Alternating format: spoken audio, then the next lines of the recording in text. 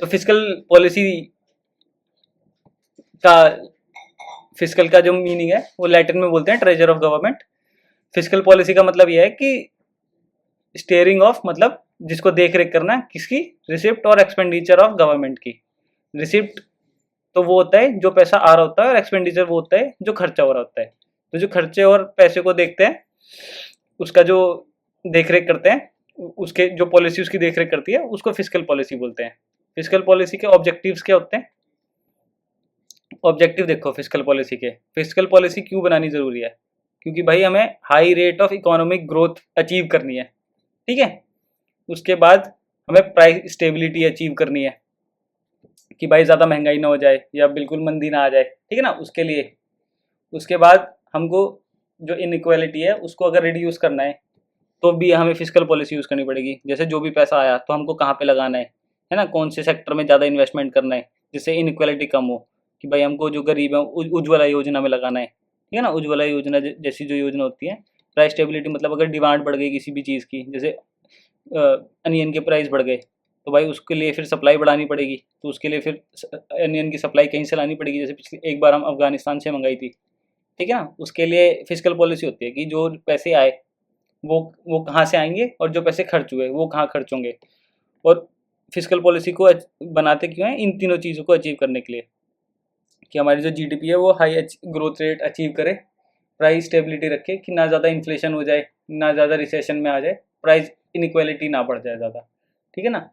और physical policy के components क्या होते हैं? मतलब कंपोनेंट मतलब फिजिकल पॉलिसी के अंदर क्या क्या होती है? तो गवर्नमेंट की रिसिप्ट होती है। रिसिप्ट का हमेशा ध्यान रखना कि रिसिप्ट वो होती है मनी रिसीव्ड, जो भी पैसा आया तो उसको बोलेंगे रिसिप्ट। एक्सपेंडिचर में वो होगा जो भी पैसे हम खर्च करते हैं, तो मनी स्पेंड। और तीसरा होता है पब्लिक डेट, जो हम पब्लिक से उधार लेते हैं। और जो भी पैसों का लेन देन होता है ना, वो 3 फंड से होते हैं, जो पहले बताया था मैंने, कंसोलिडेटेड फंड, कॉन्टीजेंसी फंड और पब्लिक अकाउंट। जो ये पॉलिटी में पढ़ते हैं, इन तीनों फंड्स में ही पैसे आते हैं और यहीं से ही लिए भी जाते हैं, ठीक है। तो अब आप देखोगे गवर्नमेंट रिसिप्ट, रिसिप्ट क्या क्या मैंने बताया था, रिसिप्ट वो होती है कि पैसा जहाँ से आता है। तो इसमें दो तरह की रिसिप्ट होती है, एक होती है रेवेन्यू रिसिप्ट, एक होती है कैपिटल रिसिप्ट। तो रेवेन्यू रिसिप्ट मतलब कि यहाँ पे जो रेवेन्यू का मतलब होता है, ये वो वाले पैसे होते हैं जो हम बिना किसी भी, या तो हमने कोई भी एसेट नहीं बनाई और कोई भी लाइबिलिटी, दोनों पे फर्क नहीं पड़ता, तो इनको भी दो नीचे दो में सब डिवाइड करते हैं, टैक्स रेवेन्यू में और नॉन टैक्स रेवेन्यू में। नॉन टैक्स रेवेन्यू में कौन सा रेवेन्यू आ जाएगा? जैसे कि फीस होता है, या लाइसेंस होता है, या परमिट होता है, फाइन होता है, पेनल्टी होता है। जैसे ये वाले भी तो पैसे सरकार के पास ही जाते हैं ना, वो किसी चीज़ की फीस लेते हैं, किसी चीज़ का लाइसेंस देते हैं, किसी चीज़ का परमिट देते हैं, या आपके पास जो पेनल्टी लगाते हैं, जैसे मोटर आपकी स्कूटी पे जो चलान होता है, तो वो नॉन टैक्स रेवेन्यू में आता है, कि वो टैक्स के अलग जो उनका आमदनी होती है।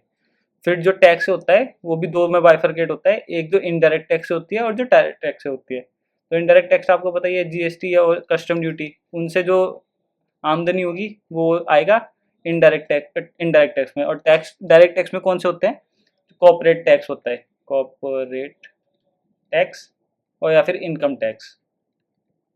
क्योंकि डायरेक्ट जिन पे ये पड़ता है उनसे ही लिए जाते हैं, तो ये दोनों डायरेक्ट टैक्स में आ जाएंगे, ठीक है। उसके बाद रेवेन्यू रिसिप्ट के बारे में और देख लेते हैं एक बार, कि रेवेन्यू रिसिप्ट क्या होता है। तो वो रिसिप्ट मतलब याद रखना पैसे आ रहे हैं, तो revenue receipt which creates neither any liability nor cause any reduction in asset. मतलब इसका कहने का मतलब है कि ये वाला जो आमदनी है ना, इससे ना तो हम कोई एसेट बनाते, ना इससे कोई अपनी, मतलब ना अपनी कोई लाइबिलिटी क्रिएट करते। अब हमने किसी को फाइन लगाया तो उसे पैसे लौटाने थोड़ी हैं, तो लाइबिलिटी वो होती है, लाइबिलिटी का मतलब होता है उधार। तो इन वाली रिसीट से कोई उधार तो बनता नहीं है, भाई फाइन लगा दिया है ना, टैक्स ले लिया, तो टैक्स के बदले ये थोड़ा ना कि अब आपको उसको कुछ वापस देना पड़ेगा। टैक्स ले लिया तो ये हो गया। तो आपको ये याद रखना है कि जो रेवेन्यू रिसिप्ट है वहाँ से ना कोई लाइबिलिटी बनती, ना कोई एसेट बनती, है ना। और ये रेगुलर होते हैं, रीअकरिंग होते हैं। रेगुलर मतलब कि ये बार बार मिलते रहते हैं। जैसे टैक्स है तो आपको हर साल देना ही पड़ेगा, है ना। चालान जो होते हैं वो भी लगते ही रहते हैं, ठीक है। उसके बाद आ जाता है टैक्स रेवेन्यू। टैक्स रेवेन्यू क्या होता है? पहले टैक्स क्या होता है? टैक्स होता है कंपलसरी पेमेंट, मतलब जो कंपलसरी होती है देना किसी भी इंडिविजुअल को, कोई भी इंडिविजुअल हो सकता है इसमें, कोई भी एक हाउस होल्ड घर हो सकता है या कोई एक फर्म हो सकती है, किसको देना है, गवर्नमेंट को, किस चीज़ के लिए, कि गवर्नमेंट जो पब्लिक एक्सपेंडिचर है, जो पब्लिक के लिए खर्चा है, उसको उसको कर सके। इसको दो दो दो में बांटा जाता है, प्रोग्रेसिव और रिग्रेसिव। प्रोग्रेसिव का मतलब होता है जो आप मान लो कि टैक्स, अगर आपकी इनकम बढ़ी तो आपको टैक्स भी ज़्यादा देना पड़ेगा। उस तरीके के जो टैक्स होते हैं जो इनकम बढ़ने से ज़्यादा टैक्स स्लैब में आ जाते हैं, जैसे इनकम टैक्स है, आप 10 लाख तक कमा रहे हो तो टैक्स फ्री हो, और आप मान लो 1 करोड़ कमा रहे हो तो आपको टैक्स ज़्यादा देना पड़ेगा। तो जितनी ज़्यादा आपकी इनकम है उतने ज़्यादा ही आपको टैक्स है। तो उस तरीके के जो टैक्स होते हैं उनको प्रोग्रेसिव टैक्स बोलते हैं, कि जैसे जैसे टैक्स बढ़ेगा वैसे जैसे जैसे अमाउंट बढ़ेगी वैसे वैसे टैक्स भी इंक्रीज होता है, तो ये अच्छा होता है। रिग्रेसिव टैक्स मतलब ये होता है कि रेट तो घटेगा, अगर आपकी अमाउंट बढ़ेगी तो रेट घटेगा, और इससे क्या होता है कि जो पुअर होते हैं ना उन पे ज़्यादा बर्डन पड़ता है, क्योंकि अमीर पैसे बढ़े, अमीर को तो कम देना है, और पैसे और गरीब के पास उतने पैसे हैं तो उसको कम देना पड़ेगा। तो इसमें गरीब को दिक्कत होती है, इसमें गरीब को मतलब फ़ायदा होता है कि उसकी तो इनकम नहीं है तो उसको इनकम टैक्स नहीं देना, और जिसके ज़्यादा इनकम है उसको ज़्यादा टैक्स देना पड़ेगा। ठीक है ना। और दूसरे जो टाइप ऑफ टैक्सेस होते हैं उनको हम डायरेक्ट टैक्स और इनडायरेक्ट टैक्स में बांटते हैं। डायरेक्ट टैक्स और इनडायरेक्ट टैक्स में आपको मैंने बताया था कौन कौन से टैक्स होते हैं, तो आप मान के चलना इनडायरेक्ट डायरेक्ट टैक्स में तो आप इनकम टैक्स को दिमाग में रखा करो, और इनडायरेक्ट में जीएसटी को दिमाग में रखा करो। तो डायरेक्ट टैक्स का क्या मतलब होता है, tax is levied on and collected from a same person, मतलब जिस पे टैक्स लगाए वही भरेगा डायरेक्ट टैक्स में। इनडायरेक्ट टैक्स में क्या होता है कि जैसे जीएसटी भरते तो आप हो, मतलब देते तो आप हो, पर भरती उसे जो कंपनी है वो है, जो सामान बनाती है उसे, वो इनडायरेक्ट टैक्स है ना। तो इंडिपेंडेंस ये इसमें लिखा है कि सेम पर्सन पे होता है, ये डिफरेंट पर्सन पे होता है। एग्जांपल दे रखे income tax, corporate tax, property tax, और GST, excise duty, custom duty, ये सब इनडायरेक्ट टैक्स में आ जाते हैं। तो ये देख लेना। और जीएसटी थोड़ा सा इंपॉर्टेंट है तो इसे देख लो, 1 जुलाई 2017 में आया था, अमेंडमेंट था इसका 101 2017 में, है ना। इसको इम्प्लीमेंट करने के लिए, किस चीज़ को इम्प्लीमेंट करने के लिए जीएसटी लाए थे, वन नेशन वन टैक्स को, कि एक नेशन और एक टैक्स हो, उसके लिए जीएसटी लगाया था। इसमें याद रखना है कि ये कंजम्पशन बेस्ड टैक्स है, मतलब टैक्स वहाँ पे लगता है जहाँ पे सामान कंज्यूम हो रहा है। मतलब गुजरात में सामान बना और कंज्यूम अगर यूपी में हुआ तो जीएसटी यूपी में लगेगी।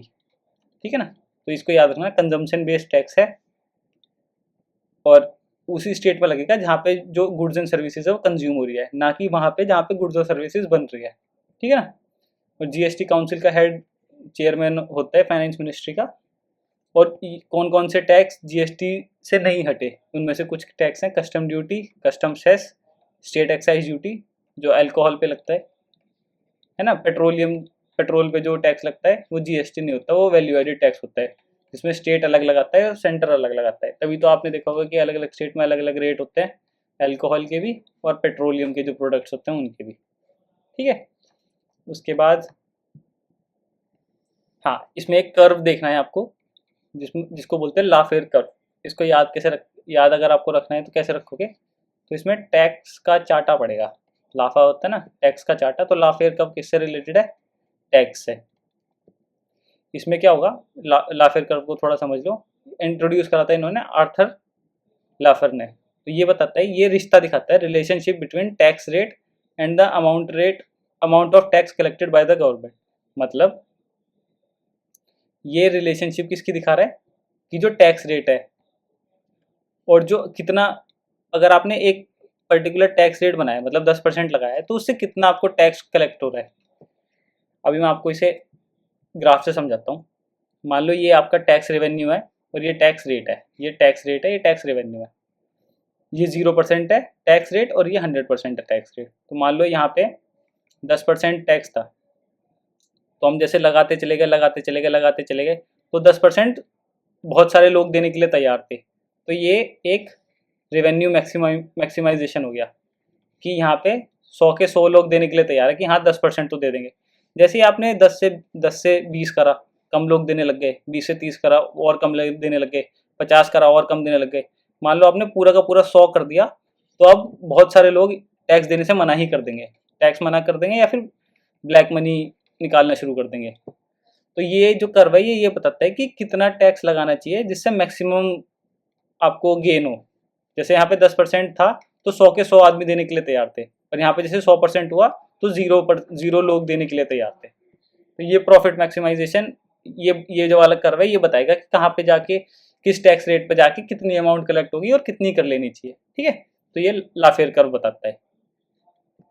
ये बताता है, लाफेर कर्व को और एक्सप्लेन कर रखा है कि टैक्स रेट अगर बढ़ेगा तो रिवेन्यू बढ़ेगा। मतलब मान लो टैक्स रेट यहाँ तक बढ़ा तो मुनाफा भी, टैक्स रेट यहाँ से ये बढ़ता रहा तो मुनाफा भी बढ़ता रहा। पर एक टाइम ऐसा आएगा कि जब आप टैक्स रेट अगर बढ़ाते रहोगे बढ़ाते रहोगे बढ़ाते रहोगे, तो जैसे आपने 0 से 100 कर दिया तो एक टाइम ऐसा आएगा कि मुनाफा घटना शुरू हो जाएगा। तो टैक्स हमेशा वहां पे लगाना चाहिए जहाँ पे मैक्सिमम प्रॉफिट हो आपको। जैसे ये वाला जो है ये एक ऑप्टिमम रेट है जहाँ पे टैक्स लगाना चाहिए। इससे पहले लगाओगे तो कम यूटिलाइजेशन होगा, इसके बाद लगाओगे तो ओवर यूटिलाइजेशन होगा। यहाँ पे रेवेन्यू मैक्सिमम होगा, मतलब यहाँ पे कमाई कम होगी। यहाँ पे आपने टैक्स तो बढ़ाया पर और लोग दे सकते थे, जैसे 2% है तो लोग हंसी खुशी दे देंगे, पर लोग तो 10% भी हंसी खुशी दे रहे हैं, तो आप 2% की जगह 10% लगाओगे तो यहाँ पे 10% है। पर अगर 10 से ज़्यादा कर आपने 12 तो लोग नाराज हुए, और करण नाराज हुए, और करण नाराज हुए 100 पे सबने ही देना बंद कर दिया। चाहे वो देना कैसे किसी भी वजह से हो सकता है, या तो ब्लैक मनी की वजह से हो सकता है या फिर किसी और वजह से हो सकता है। कुछ टर्म्स है टैक्स से ये कभी कभी पूछ लेता है। तो एक होता है पिवोगियन टैक्स। पिवोगियन टैक्स वो वाला टैक्स होता है जो उन एक्टिविटी पे लगता है जो पोल्यूशन या फिर नेगेटिव चीजें फैलाते हैं। मान लो जैसे कि टोबैको हो गया, अल्कोहल हो गया, तो इन पे जो टैक्स लगेगा ना उसको पिवोगियन टैक्स बोलेंगे। इसको सिन टैक्स भी बोलते हैं। मान लो जैसे सिगरेट है उस पर 40-50% जीएसटी या फिर जो भी टैक्स होता है वो लगता है ना, तो ये जो नॉर्मल से जो बढ़ के जैसे 10% लगना चाहिए था पर 30% क्यों लगाया, क्योंकि ये नेगेटिव चीज़ें कर रहा है सोसाइटी में तो उसके लिए। और दूसरा होता है टोबिन टैक्स। टोबिन टैक्स ये होता है कि मान लो कोई विदेश से किसी ने हमारे स्टॉक मार्केट में इन्वेस्ट करा और स्टॉक फ्लक्चुएट करा दिया, स्टॉक फ्लक्चुएट करा के बढ़ाना था बढ़ा दिया, घटाना था घटा दिया, फिर उन्हें बेच के पैसे लेके निकल गया, तो इससे तो हमारी स्टॉक मार्केट में दिक्कत हो जाएगी ना, करेंसी में स्टिपुलेशन आ जाएगा। तो उसको रोकने के लिए टोबिन टैक्स होता है। टोबिन टैक्स का मतलब है कि आपने इन्वेस्ट करा कुछ पैसा और कुछ मिनिमम टाइम के बाद आपने निकाल लिया तो ठीक है, मतलब आपने 1 दिन या 2 दिन जो भी गवर्नमेंट बताएगी उसके अंदर अंदर निकाल लिया तो फिर आपको ये वाला टैक्स दे के पैसे निकालने पड़ते हैं। इससे क्या होता है कि स्पेकुलेशन कम करने के लिए ये वाला टैक्स यूज होता है। तो आपने रेवेन्यू देखा, एक तो जो कमाई होती है वो टैक्स से होती है, और दूसरी कमाई कौन सी होती है जो बिना टैक्स की होती है। बिना टैक्स की कौन सी कमाई होती है, तो इंटरेस्ट रिसिप्ट। इंटरेस्ट रिसिप्ट का क्या मतलब है, मान लो सेंट्रल गवर्नमेंट ने किसी स्टेट को लोन दिया तो उसका ब्याज मिलेगा तो वो तो सेंट्रल का एक कमाई हो गई ना। तो एक वो हो गया डिविडेंड। मान लो जो पंजाब नेशनल बैंक है या स्टेट बैंक है ना, या फिर ओएनजीसी है, तो ये कुछ ना कुछ कमाई करते होंगे। इंडियन ऑयल है, भारत पेट्रोलियम है, तो ये कुछ ना कुछ कमाई करते होंगे, तो उसकी कमाई का जो ये डिविडेंड देते हैं वो भी तो सरकार के पास जाता है, तो वो भी उसकी कमाई है। ठीक है ना। अब मान लो, और ये है ग्रांट इन एड, मतलब मान लो कि वर्ल्ड बैंक से पैसे मिले तो वो भी तो गवर्नमेंट की एक तरीके से कमाई होगी है ना। और कोई भी फीस, जैसे आप लैंड रजिस्ट्रेशन कराने जाते हो, पासपोर्ट की फीस देते हो या फिर ड्राइविंग लाइसेंस की फीस देते हो, तो वो भी एक तरीके से आप देखो कि रेवेन्यू ही है सरकार का। और दूसरी पांचवा कौन सा हो गया, लाइसेंस और परमिट हो गया, फाइन्स एंड पेनल्टी हो गया, profit from printing currency. Printing currency मतलब जैसे आपने 100 रुपये प्रिंट करे तो 100 रुपये को प्रिंट करने की कीमत तो 10 रुपये ही है मान लो है, तो जो 90 रुपये का फायदा होगा ये तो गवर्नमेंट का होगा ना भाई। जैसे आपने 100 रुपये का नोट प्रिंट करा और उसकी प्रिंट करने की कीमत तो 10 रुपये ही आई, तो जो 90 रुपये का जो ये प्रॉफिट होगा ये भी तो सरकार के पास ही जाएगा ना, तो आरबीआई गवर्नमेंट को देगा ये। ठीक है, तो ये नॉन टैक्स रेवेन्यूज होते हैं। जो नॉन टैक्स रेवेन्यू मतलब जो टैक्स से अलग आते हैं। अब हमने रेवेन्यू रिसिप्ट देख लिया, अब हमें देखना है कैपिटल रिसिप्ट। कैपिटल रिसिप्ट क्या होते हैं, कैपिटल रिसिप्ट वो होते हैं जिससे कि कैपिटल मतलब जिससे कि कोई भी एसेट्स या फिर लाइबिलिटी बने, रिसिप्ट मतलब कमाई। ठीक है ना। तो एक पहला कौन सा होता है, डेट क्रिएटिंग कैपिटल रिसिप्ट।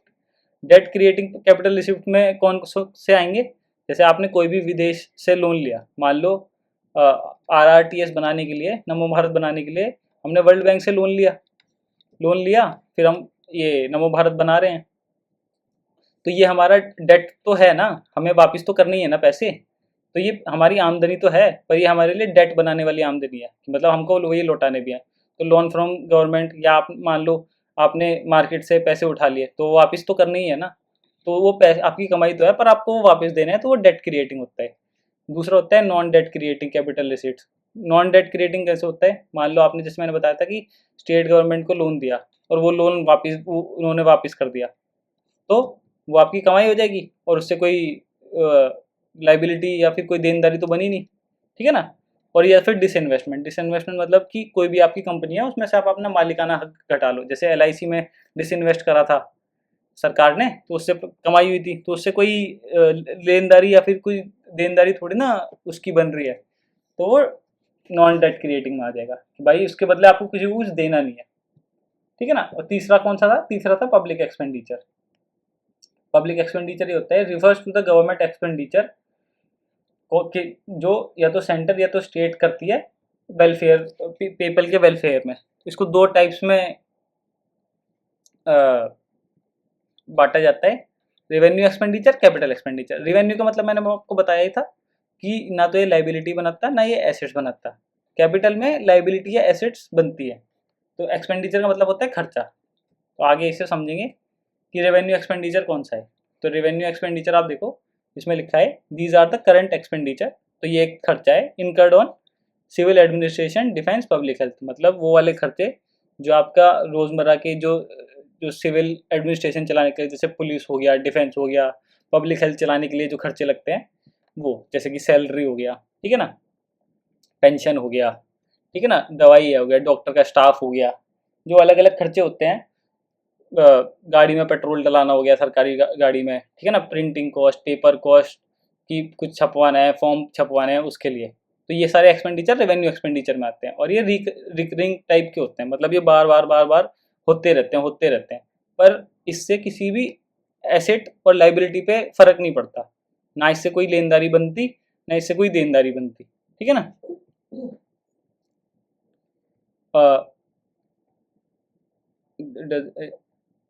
और इसका मतलब ये है, पर आपको जहाँ पे जिस भी इसमें ये है कि जिस भी इकोनॉमी में ज़्यादा रेवेन्यू एक्सपेंडिचर हो रहा होगा, मतलब रेवेन्यू एक्सपेंडिचर और कैपिटल एक्सपेंडिचर है ना, और ज़्यादा रेवेन्यू मतलब ज़्यादा इन चीज़ों पे खर्च हो रहा होगा कि तनख्वाह ज़्यादा जा रही है, रोड नहीं बन पा रही। जैसे रेलवे में क्या होता है, रेलवे में सबसे बड़ी दिक्कत यही है कि अगर रेलवे 100 रुपये कमा रहा होता है ना, तो 98 तो उसके सैलरी, पेंशन, इन सब चीज़ों में ही चले जाते हैं। उनके उनके पास 2% ही रुपए बचते हैं कि वो नया ट्रेन बना लें, है ना, नई और अपग्रेडेशन कर लें। उनके पास इतना जितना रेलवे कमाती है, तो उन पे उतना पैसा ही नहीं बचता कि वो कुछ नया बना लें।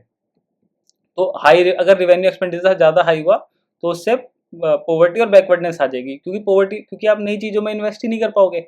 आपके 100 रुपये आए और सैलरी देने में खर्च हो गए, आप पे वो पैसे बचे ही नहीं जिससे आप रिसर्च और नई चीज़ों पे इन्वेस्ट कर पाओ, ठीक है ना। तो रेवेन्यू एक्सपेंडिचर बहुत ज़्यादा होगा तो वो इकोनॉमी के लिए दिक्कत कर सकता है। कैपिटल एक्सपेंडिचर कौन से होते हैं, कैपिटल एक्सपेंडिचर वो होते हैं जिसको आप खर्च करके कुछ ना कुछ ठोस मिल जाए। मान लो कि आपने रोड बना दी या फिर आपने फ्लाईओवर बना दिया, तो वो कैपिटल एक्सपेंडिचर में आएंगे, क्योंकि वो उससे कुछ एसेट बन के दिख रही है। जैसे RRTS बनी तो ये कैपिटल एक्सपेंडिचर है। इससे क्या होगा, अब आपको ये बनी हुई दिख रही है, और कैपिटल एक्सपेंडिचर में ये भी आता है कि आपने जो आपकी उधारी थी वो आपने चुका दी, ठीक है ना। तो कैपिटल एक्सपेंडिचर से क्या होता है, एसेट और लाइबिलिटी के स्टेटस पे फर्क पड़ता है। या तो आपने रोड बनाई तो एसेट बढ़ गए आपके, फ्लाईओवर बनाए तो एसेट बढ़ गए, या आपने किसी का लोन लिया था, मान लो किसी विदेश से लिया था लोन, USA से लिया था और वो चुका दिया, तो आपकी लाइबिलिटी कम होगी, ठीक है ना। और अगर ज़्यादा कैपिटल एक्सपेंडिचर कोई भी सरकार करती है तो उसका मतलब ये है कि उस देश में प्राइवेट इन्वेस्टमेंट बहुत कम है। तो दोनों का, रेवेन्यू एक्सपेंडिचर और कैपिटल एक्सपेंडिचर का एक मिडिल ग्राउंड में, जैसे मिडल में करके ही होना चाहिए, ना तो रेवेन्यू एक्सपेंडिचर ज़्यादा होना चाहिए ना कैपिटल एक्सपेंडिचर। ज़्यादा भी करो तो ठीक है, पर बहुत सारे जो देश होते हैं, जैसे इंडिया भी है, तो वो सारे कैपिटल एक्सपेंडिचर करने के लिए अभी इतना सक्षम नहीं है, मतलब उतने इन पे पैसे नहीं होते। तभी तो आप देख लो ना, रोड पीपीपी मॉडल पे बनती है, पब्लिक प्राइवेट पार्टनरशिप में। जो प्राइवेट के ठेकेदार होते हैं वो टोल लगाते हैं, फिर उससे पैसा वसूलते हैं, पहले रोड बनाते हैं। तो इंडिया में यही है। तो दोनों होने ज़रूरी है, पर दोनों मतलब बहुत ज़्यादा नहीं होने चाहिए। ये यहाँ पे मैंने दोनों का क्लासिफिकेशन लगा रखा है, रेवेन्यू एक्सपेंडिचर और रेगुलर एक्सपेंडिचर। इसको आप एक बार देख लेना कि रेवेन्यू एक्सपेंडिचर में क्या आता है। Interest payment, major subsidies, defence expenses जैसे S-400 खरीद लिया, है ना, सेंटर ने स्टेट को पैसे दे दिए, सैलरी, पेंशन, है ना, पोस्टल डेफिसिट, मतलब जो डाक में नुकसान हो रहा है वो। Revenue expenditure various welfare scheme, जैसे 2000 रुपये PM किसान योजना पे चले गए, ठीक है ना, सब्सिडी पे, उज्ज्वला योजना की सब्सिडी में चले गए। और कैपिटल एक्सपेंडिचर होता है वन टाइम एक्सपेंडिचर, मतलब लोन वापस कर दिए, नया लोन ले लिया, है ना, लोन ले लिया किसी भी पब्लिक एक्सपेंडिचर के लिए, है ना।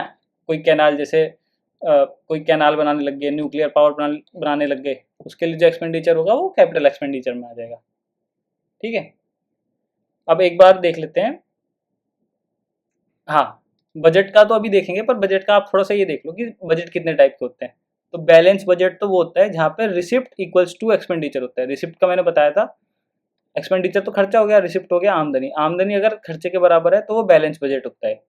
डिफेंस बजट में कौन सा होता है, अगर डेफिसिट बजट कौन सा होता है, मतलब घाटे का बजट कौन सा होगा, जहाँ पे खर्चा ज़्यादा होगा और आमदनी कम होगी। और सरप्लस बजट कौन सा होगा, जहाँ पे आमदनी ज़्यादा होगी, खर्चा कम होगा।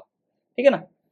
और अब आपको ये पूछ लेते हैं अलग अलग तरीके के डेफिसिट। अलग अलग तरह के डेफिसिट, तो बजट डेफिसिट तो मैंने बता ही दिया कि बजट का जो एक्सपेंडिचर है माइनस बजट रिसिप्ट, मतलब बजट का जो खर्चे हैं वो ज़्यादा हैं आमदनी से, तो ये बजट डेफिसिट हो गया। और बजट एक्सपेंडिचर में दोनों आएंगे, रेवेन्यू प्लस कैपिटल, और बजट रिसिप्ट में भी रेवेन्यू प्लस कैपिटल आएंगे दोनों।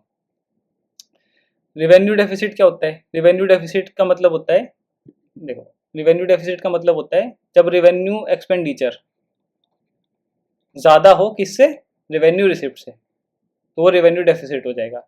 इफेक्टिव रेवेन्यू डेफिसिट क्या होता है, इफेक्टिव रेवेन्यू डेफिसिट में ही होगा कि रेवेन्यू डेफिसिट में से आप माइनस कर दो वो वाले पैसे जो आपके किसी भी कैपिटल एसेट बनाने के लिए काम आ गए। मतलब अगर मान लो इन रेवेन्यू डेफिसिट में से अगर हम जो रोड बनाने में पैसे काम आए तो वो कैपिटल एसेट बनाने के लिए काम आए, तो वो वाले पैसे आप माइनस कर दोगे ना, तो इफेक्टिव रेवेन्यू डेफिसिट आ जाएगा। तो इसमें यही है, minus grant for creating capital assets.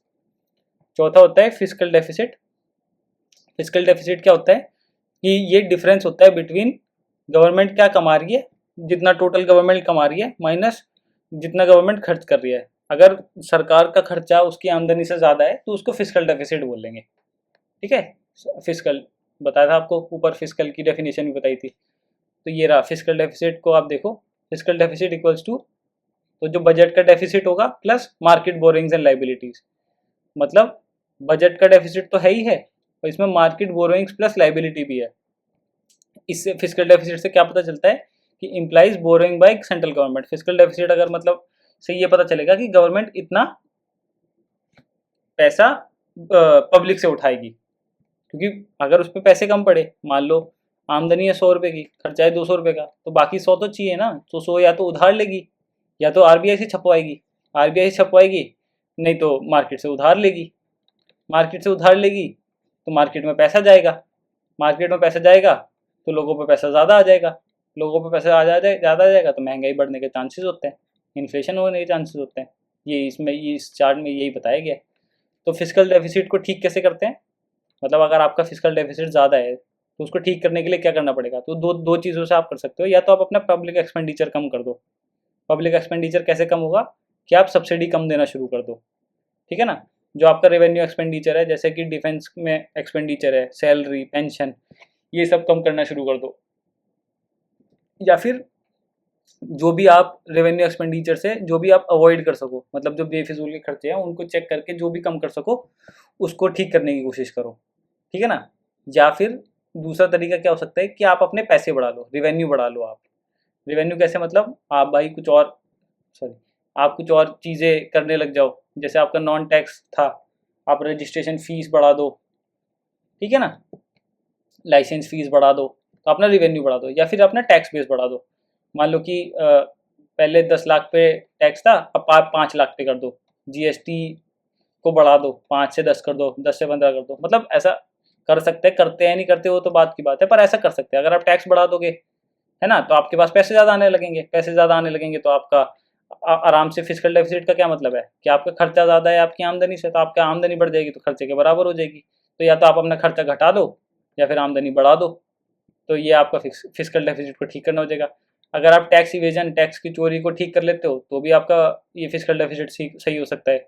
या फिर जो आपकी पीएसयू है, जैसे एलआईसी है, एलआईसी में डिसइन्वेस्टमेंट करा सरकार ने, वहाँ से पैसे कमाए, तो उस तरीके से पैसे कमा के आपकी आमदनी बढ़ जाएगी, तो आप फिजिकल डेफिसिट सही कर सकते हो, है ना। लास्ट में क्या पूछता है, लास्ट में एक ये है प्राइमरी डेफिसिट। प्राइमरी डेफिसिट क्या होता है?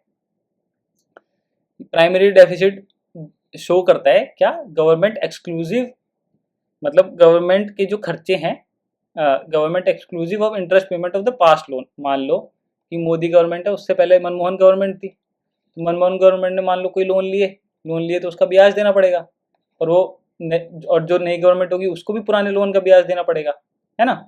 तो जो पुराने लोन का ब्याज माइनस करते हैं ना हम, फिजिकल डेफिसिट तो हो गया जो पूरा खर्चा है सरकार का, कि आज उसके पास 200 रुपये का खर्चा है, 100 रुपये उसके पास है, तो 100 रुपये की कमी आ रही है, पर सरकार ये बोल रही है कि भाई इस 100 में तो वे वाले पैसे भी हैं जो पिछली सरकार ने लोन लिया है, जिसका इंटरेस्ट हम चुका रहे हैं, वो हमारी सरकार ने तो लिया नहीं।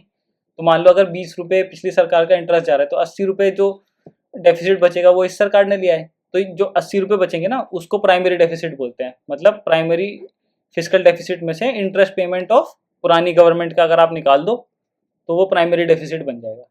ठीक है, ये आप देख लेना एक बार, पीडी मैंने ये लिखा, primary deficit physical deficit minus interest payment of the government, interest payment of past loan, पुराने लोन वाले, तो मतलब वो होता है। इसको 1993 1994 में इसमें बोरोइंग में से एक्सक्लूड कर देते हैं इंटरेस्ट पेमेंट, 1993 1994 में आया था। लास्ट हमारे टॉपिक बचा है बजट। तो बजट में आप सबसे पहले तो ये देखो कि प्रिपेयर कौन करता है। प्रिपेयर करता है इसे फाइनेंस मिनिस्ट्री, और अब 1 फरवरी को होता है हर साल। रेलवे बजट मर्ज कर दिया है अब, जो अपना एनुअल बजट है उससे। कौन सी कमेटी ने करा था ये? विवेक देबरॉय कमेटी थी, उसने ये बोला था कि इसको मर्ज कर दो। और कौन सा डिपार्टमेंट बनाता है budget? Department of economic affairs है, मिनिस्ट्री ऑफ फाइनेंस के अंडर ये बनाता है। प्रोसीजर क्या होता है बजट का? सबसे पहले तो प्रेसिडेंट रिकमेंडेशन देता है बजट के लिए, ठीक है ना, बजट पेश करने के लिए। फिर उसको लोकसभा में बजट पेश करता है, फिर बजट की स्पीच होती है। स्पीच के बाद एक फाइनेंस बिल प्रेजेंट किया जाता है, फिर उसके बाद डिस्कशन शुरू होता है। पहला तो होता है जनरल डिस्कशन, नॉर्मल डिस्कशन होता है, फिर होता है डिटेल डिस्कशन। डिटेल डिस्कशन के बाद होती है वोटिंग। वोटिंग किस चीज़ की होती है कि हमें इतने पैसे, जो कंसोलिडेटेड फंड है उसमें से पैसे निकालने के लिए वोटिंग होती है। कि जैसे सरकार ने बोला कि हमको 100 रुपये चाहिए हेल्थ मिनिस्ट्री को देने के लिए कंसोलिडेटेड फंड में से, तो फिर इस पर वोटिंग होगी। तो सरकार के पास मेजोरिटी होती है, तो मेजोरिटी से पास करा के, तो उसका मेजोरिटी से पास करा लेते हैं, तो पार्लियामेंट, इसका मतलब है कि पार्लियामेंट अप्रूव कर रही है कि हाँ वहाँ से पैसे ले लो, ठीक है ना। तो इसके बाद demand of grant take place after detail discussion taken from consolidated fund of India. तो मैंने बताया था उसमें से कंसोलिडेटेड फंडों में से पैसे निकालने के लिए उस पर डिमांड पे डिस्कशन होता है, डिस्कशन के बाद वोटिंग होती है, ठीक है ना।